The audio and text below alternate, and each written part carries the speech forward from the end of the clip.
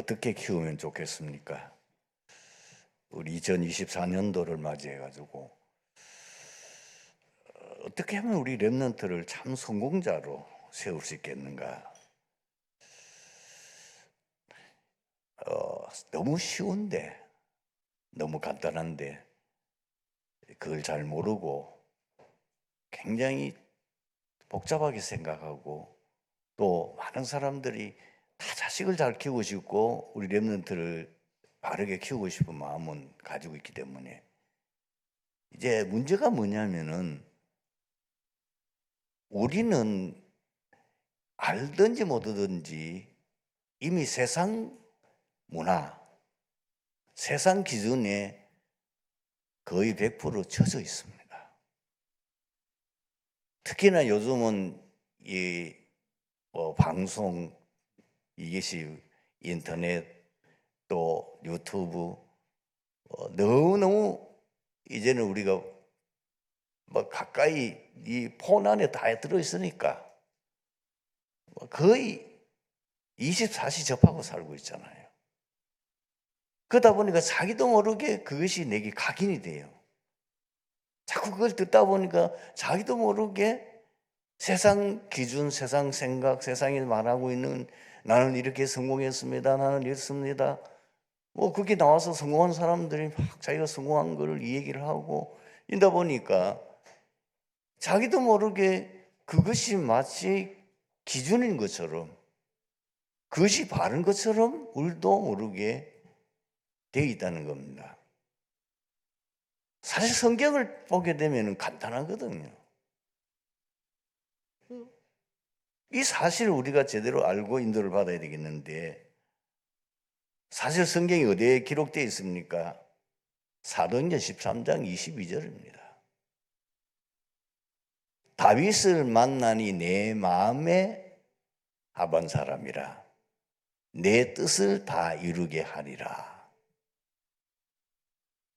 우리 렘넌트가 참 성공, 우리 렘넌트가 참 응답받는 사람으로 키우는 길은, 그 기준은 하나님 손에 붙잡혀 쓰임받으면 돼요. 이제 그게 문제죠. 어떻게 하면 우리 하나님 손에 붙잡혀 우리 렘넌트가, 내 자식이 쓰임을 받을 수 있을 것이냐, 그것만 고민하면 되는 거죠.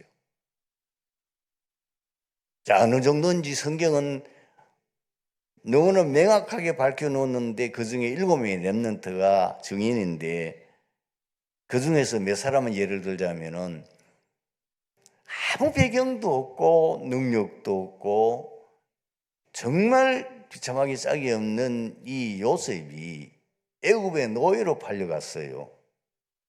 나중에는 누명을 쓰러 감옥까지 들어갔어요. 근데 나중에 어떻게 되죠? 애굽의 총리가 되는 거야. 그 정도가 아니고 사실 그 지역의 전 세계를 살리는 총리가 된 거예요. 이 가능합니까? 가능하잖아요. 늘 이 본문 메시지 속에서 뭘입니까? 경쟁해서 되는 게 아니에요. 하나님이 주신 응답은 경쟁 아니에요. 경쟁을 뛰어넘어요. 이미 경쟁을 초월하는 거예요. 경쟁 상대가 없어요. 바로왕이 어떤 사람입니까? 그 바로왕이 어떤 인물이냐 그 말이에요. 그 애굽에는 내노라 하는 전문가들, 뛰어난 인재들을 꽉 찼어요. 왜냐하면 그 당시 이 애굽이 최고 강대국이니까. 지금 말하면 미국가요. 그 많은 인재들 있지만은 진짜 중요한 문제를 해결할 수가 없는 거예요. 바로 그 꿈을 아무도 해몽할 수 없고, 그래서 그 꿈을 해몽했다 하더라도 그 꿈에 일어나는 이 문제를 해결할 수 있는 사람이 없는 거예요. 왜 그렇죠? 하나님이 하시는 거니까. 지금 바로왕의 꿈 그거는 하나님이 하실 일이에요. 그렇다면은 그 내용은 하나님의 사람 외에는, 하나님이 쓰시는 사람 외에는 알 수가 없는 거예요. 다 세상은 네피림이에요. 세상은 전부 다 사단에게 잡힌 사단 서밋이란 말이에요. 이미 우리는 메시지를 들었는데 그걸 농담으로 여기거나 대충 여기서 안 됩니다. 세상 서밋들은 전부 사단 서밋이에요. 그렇기 때문에 우리의 상상을 초월할 만한 굉장한 작품들이 나온단 말이에요. 그러나 사단이 아무리 날고 기도 하나님 앞에는 세 발을 피죠. 그게 하나님 앞에는 아무것도 아니에요. 이 하나님의 서밋인데 그러니 약속하겠어. 또 누구지요? 요셉뿐만 아니라 다윗이잖아요. 목동이었어요. 어떻게 그가 이스라엘 최고가는 왕이 될 수 있었을까? 그게 다윗에게서 나오는 힘일까요? 아니라니까.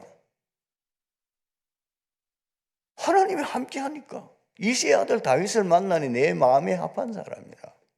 내 뜻을 다 이루게 하리라. 또 한 사람은 뭐죠? 다니엘. 포로 잡혀갔어. 그렇게 비참하기 짝이 없는 상황 아닙니까?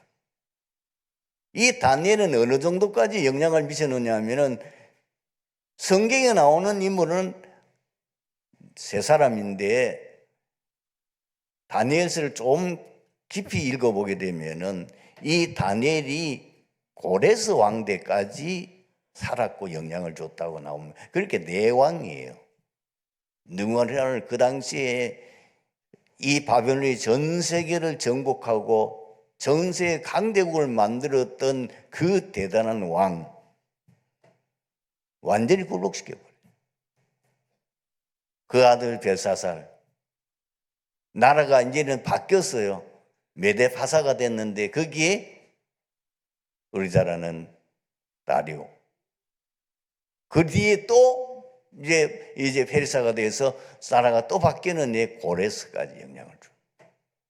이게 어떻게 사람 힘으로 가능합니까? 사람의 능력으로 되는 게 아니에요. 이거는 지식을 많이 쌓아서 되는 거 아니에요. 많은 걸 연구해가지고 해서 되는 게 아니에요. 영적 서밋이 돼요. 영적 서밋이 되는 데는 사실 이미 우리는 많이 메시지 들었기 때문에 간단하게 말할게요. 영적 서밋은 복음이 각인돼야 돼요. 복음이 각인됐다는 말은 뭐냐면 복음을 이해했다는 말인데 복음을 이해했다는 말은 인생 모든 문제의 유일한 해답이 복음 그리스도다. 그것 가지고는 각인이 안 돼요. 실제로 자기가 복음을 체험해야 돼요. 제가 보기에는 거의 우리 렘넌트가 안 되는 부분이 요 두 번째예요. 구원의 길 그리고 복음 설명을 기가 막히게 잘해요. 그러나 그는 지식이에요. 그것까지는 안 돼. 지식이 아니고 실제로 예수가 그리스도구나. 내가 체험해야 돼. 정말 예수가 그리스도다. 어떤 체험을 해야 되냐면 신비한 체험을 하는 게 아니라 이거는 성령의 감동을 통해서 자기가 간증할 수 있을 만큼 체험이 있어야 된단 말이에요. 이래 되면 결론이 나버려요. 아, 인생 모든 문제. 창세기 3장 그리고 사단의 12가지 전략. 그 문제 때문에 이 땅에 오만 문제가 오구나. 하나님이 이 문제를 해결하기 위해서 간단하게 그리스도를 보내주셨고 그 그리스도를 통해서 이 세상의 모든 문제를 해결하구나. 오직 그리스도. 완전 그리스도. 모든 것 그리스도예요. 이게 딱 답이 나야 돼요. 말은 쉬운데 이것부터 안 되는 거예요. 많은 지금 성도들의 문제가 뭐냐면은 실제 신앙생활 안 되는 이유가 뭐냐면은 이것부터 안 되는 거예요. 복음이면 전부인데 아니라 뭘 또 다른 걸 해야 돼. 복음의 모든 것이라고 말은 하는데, 그러나 실제 그 사람 삶을 보면은 복음에 자꾸 뭘 더 해야 돼. 자기 노력을 해야 되고, 돈이 있어야 되고, 뭐 실력이 있어야 되고, 뭐 자꾸 그런 얘기를 하는 거예요. 복음은 답이 안 난 거지요. 오직 복음이 아닌 거예요. 복음은 누군지 알 수 있어요. 그러나 오직 복음이냐 하는 거죠. 두 번째는 뭐냐면 기도가 시스템 되어야 됩니다. 그렇게 되면은 이 복음 시스템이, 기도 시스템이 다른 거 아닙니다. 복음을 누리는 시스템, 이게 기도예요.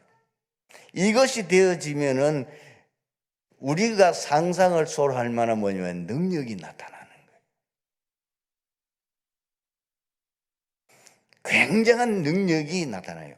이게 하나님의 능력이 나타나. 보좌의 능력이 나타나. 복음의 능력이 나타나요. 그리고 한 가지, 진짜 우리가 가치 있는 것은 생명을 살리는 일이구나. 여러분들이 인생 살면서 복음에 쓰임받지 못했다면 그거는 인생 실패입니다. 이런 기독교인들, 성공한 기독교인들이 너무 많아요. 저는 이제 본부 메시지를 한 번 듣는 게 아니에요. 두 번, 어떨 때는 세 번도 들어요. 들으면서 제가 근래에 듣는 메시지 속에서 어떤 얘기 나오냐면은 참 그 전도자의 마음에, 자기 마음에 있는 그 보통 사람들은 그 말을 알아듣지를 못할 겁니다. 한이 있는 말을 한 거예요.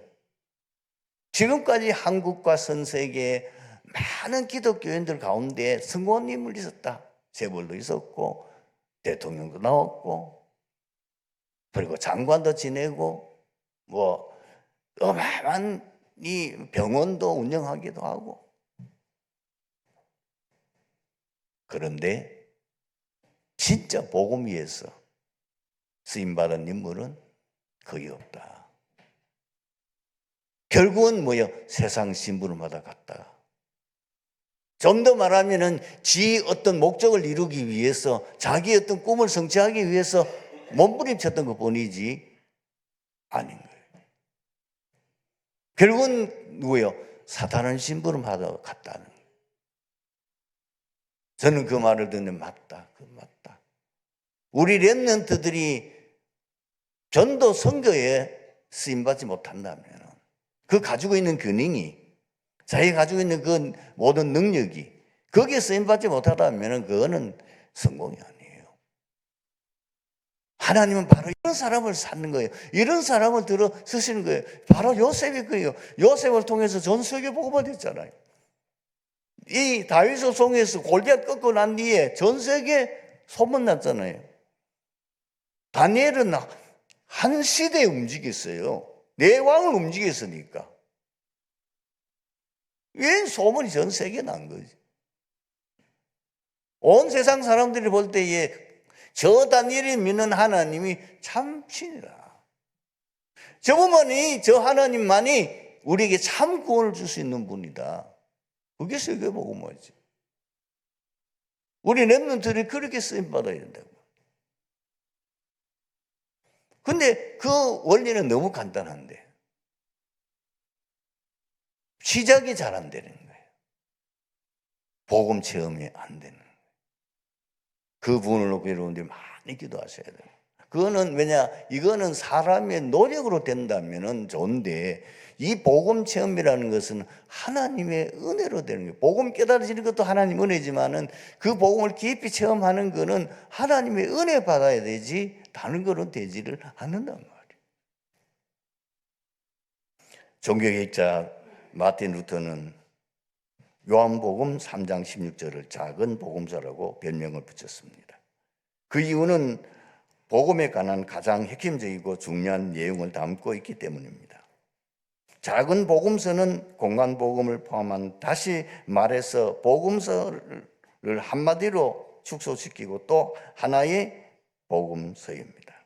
나가서 신구약 성경 전체를 대표할 수 있는 복음의 진수입니다.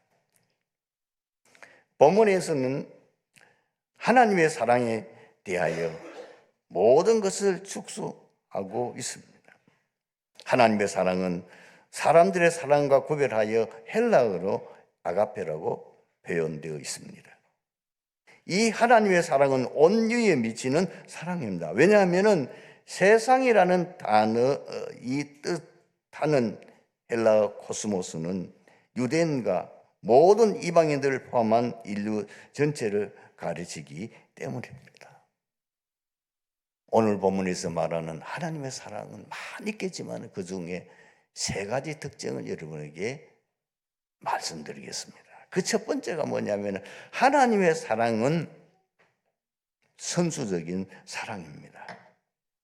다시 말하면 사랑은 하나님께로부터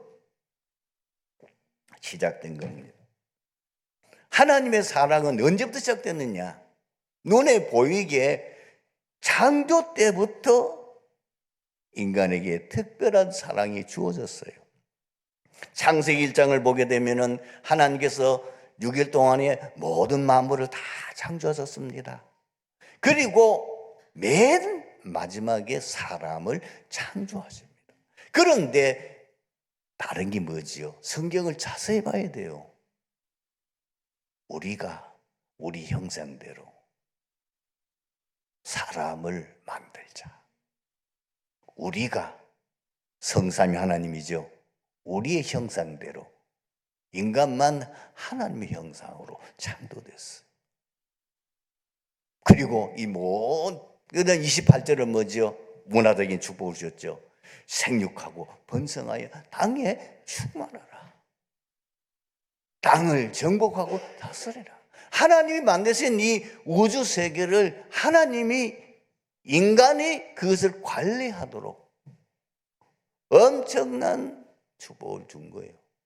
그 정도가 아닙니다. 창세기 2장을 넘어가게 되면은 인간을 만들어 놓고 난 뒤에 그 인간이 살기 가장 좋은 낙원 에덴 동산을 창설하셨어요.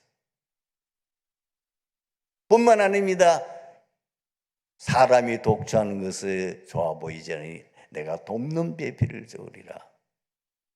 가장 행복한 가정을 꾸릴 수 있도록 하나님이 인간에게만 이 축복을 주셨습니다.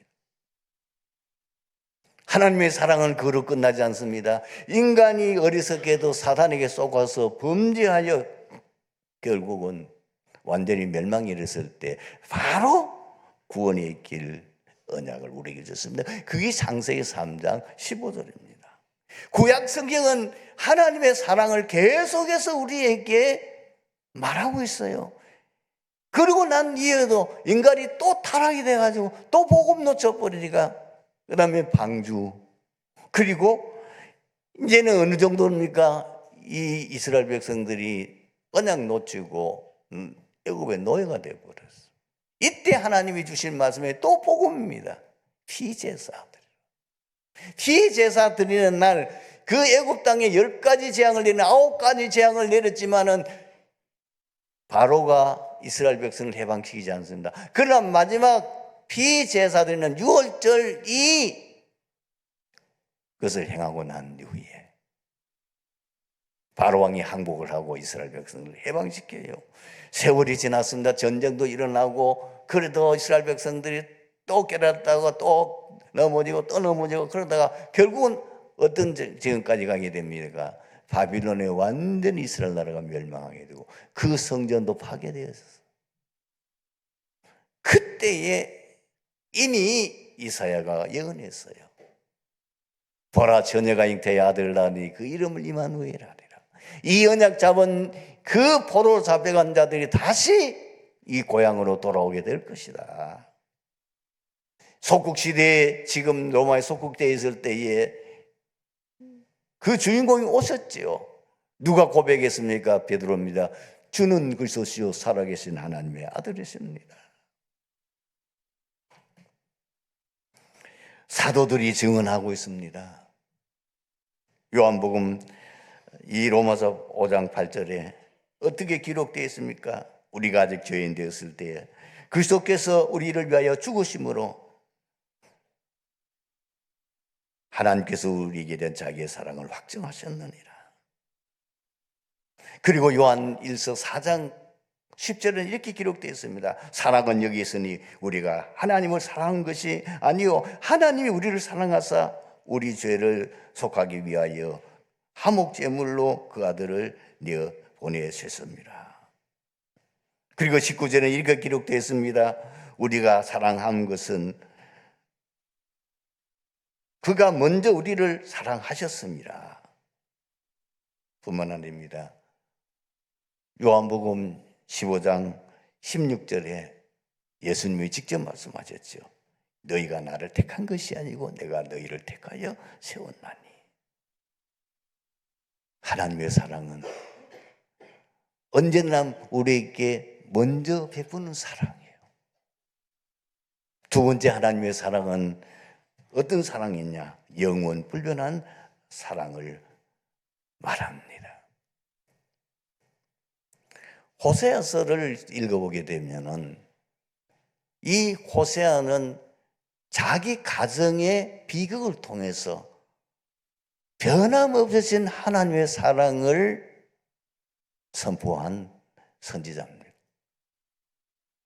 어느 날 하나님께서 이 호세아에게 고멜이라는 여자와 결혼을 하라. 하나님 말씀을 순종해서 고멜이라는 여자하고 결혼을 했어요. 그런데 이 여자가 바람기가 많아. 어느 정도 바람기가 많으냐? 자기 남편을 버리고 바람을 피워가지고 자식까지 낳았어요. 호세아가 얼마나 마음이 타고 기가 막히겠어요. 가서 데려오면은 안 그러겠다고 하고는 또 나가서 바람 피우고. 나중에 어느 정도까지 됐느냐? 인신매매당에 팔려가가지고 지금 말하면 사창가에까지 가게 됐어요. 이 소식을 호세아가 들었어요. 자기는 아무리 건면해도 안 돼. 데려오면 조금 있다가 또 나가고 또 나가고 결국은 이제 갈 때까지 다 가버린 거예요. 이제는 호세아도 어쩔 수가 없어. 포기하고 있는 상태인데 어느 날 하나님이 호세아에게 말씀했어요. 호세아야, 지금 그 인신매매에 팔려서 사상가에 빠져있는 그 내 아내 고멜을 돈을 주고 사서 데려와라. 하나님 그건 못합니다. 하나님 그거는 할 수 없습니다. 내 자존심을 할 수 없습니다. 그런데 하나님이 가라는 거예요. 돈을 주고 사오라는 거예요. 하나님 명령인데 어떻게 합니까? 돈을 주고 그 사장가에 인신매매에 팔려있는 그 아내를 다시 집으로 데려왔어요. 호세아야, 이제야 네가 내 마음을 알겠냐? 네가 이제야 내가 이스라엘 백성을 얼마나 사랑하는지 알겠느냐? 그 말이에요. 알겠습니다. 하나님 알겠습니다. 하나님 알겠습니다. 그때부터 호세아가 진짜 하나님의 사랑, 자기가 가정 비극을 통해서 처음 했으니까 얼마나 하나님이 자기 백성을 사랑하고 그 백성들이 타락하고 범죄하고 어긋난 길을 갈 때에도 애따 하면서 돌아오기를 기대하고, 그걸 이제 알고 호세아는 평생도록 하나님의 사랑을 온 백성들에게 메시지하는. 여러분, 우리 초대교회도 보면은 베드로는 예수님을 3번이나 모른다고 부인해요. 그 예수님 보는 앞에 예수님 바로 잡혀가지고 지금 끌려가지고 지금 재판받고 있는 그 앞에, 거기서 난 저 사람 몰라요. 심지어 어디까지 저주하며 명서까지 하면서 난 저 사람 몰라요. 닭 우는 소리에 이 베드로가 밖에 나가서 통고가 묻잖아요. 예수님 부활했는데 면목이 없어. 창피해서 예수님 만날 수가 없어. 그래서 어떻게 합니까? 베드로가 옛날 직업으로 돌아가요. 갈릴바에서 원래 어부였잖아요. 어부로 돌아가. 거기 예수님이 찾아오셨어요. 그리고 베드로에게 아무 말씀 안 했어요. 밤새도록 고기 잡는데 한 마리도 못 잡아. 그물을 오른편에 던져라. 고기가 그물이 찢어질 정도로 많이. 그때에 주시란 말을 듣고 베드로가 그대로 바다에 몸을 던져 예수님께로 옵니다. 예수님 아무 말씀도 안 하세요. 3번 똑같이 질문했어요. 요한의 아들 시몬아, 네가 나를 사랑하느냐? 내가 주님을 사랑하는 줄 주께서 아시나이다. 네 어린 양을 먹이라. 내 양을 먹이라. 내 양을 쳐라. 바울은 예수 믿는 사람을 잡아 죽이는 일에 선봉을 썼던 사람이에요. 스데반이 순교할 때 그 자리에서 증인을 섰던 악한 사람이에요. 그런데 하나님께서 그에게 어떤 사랑을 베풀었습니까? 다메섹으로 지금 예수 믿는 사람을 잡아서 체포해가지고 예루살렘을 끌어오기 위해서 가는 그 사울 앞에 부활하신 주님이 직접 나타나셨어요. 완전히 그 밝은 빛에 이 바울이 눈이 어두워져 붙잖아요. 그리고 그 바울을 하나님 어떻게까지 축복하셨습니까? 이 사람은 내 이름을 이방인과 임금들과 유대인에게 증언하기 위하여 택한 나의 그릇이라.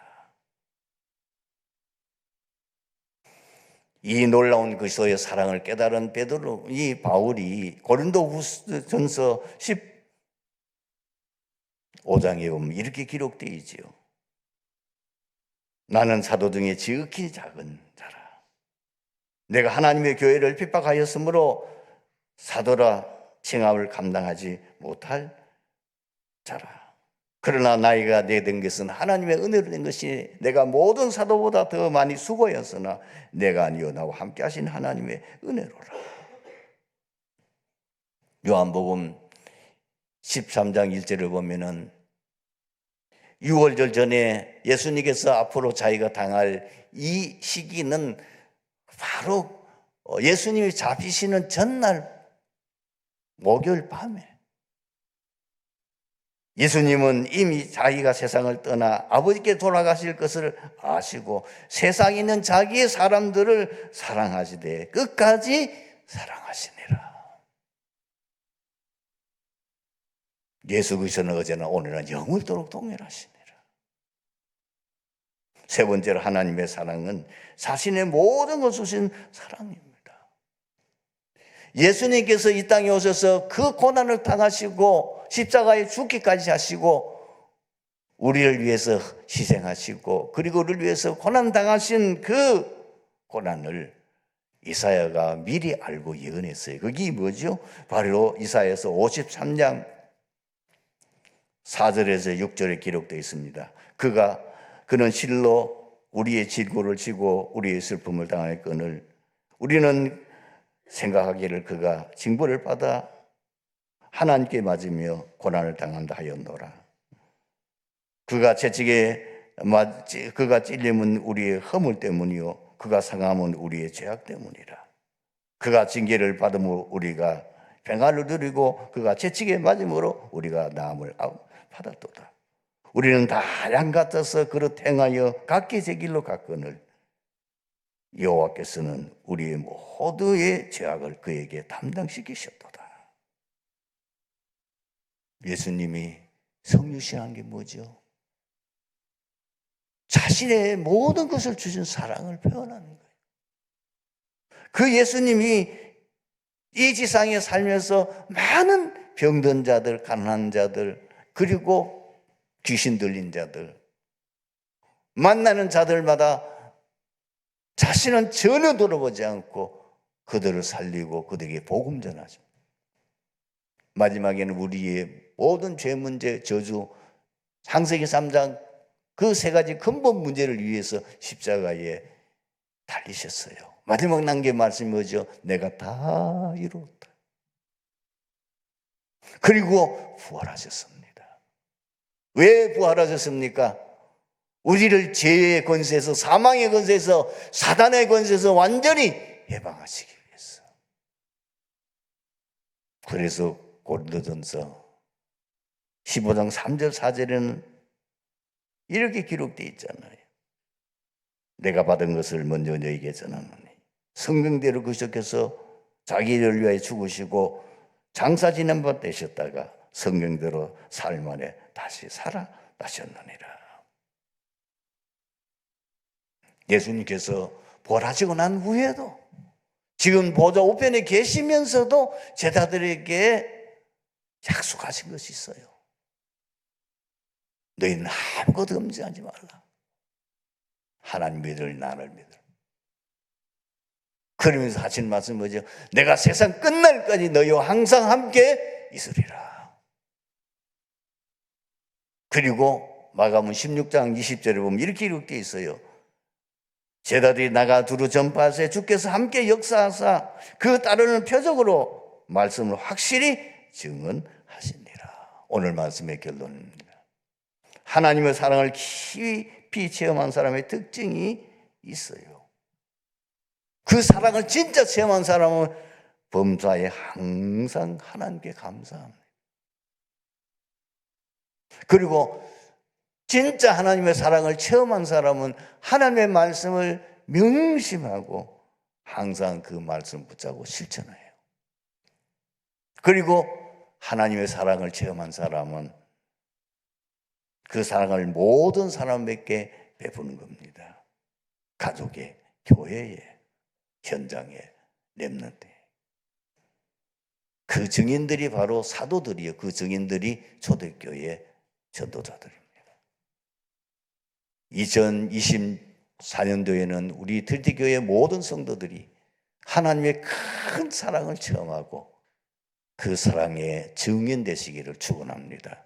아버지 하나님 은혜 감사합니다. 오늘 주신 말씀을 통해서 트리티교회 모든 성도들이 최고 응답받는 한 주간이 되어지고 2023년도 인생의 가장 축복받는 한 해가 될 수 있도록 역사해 주옵소서.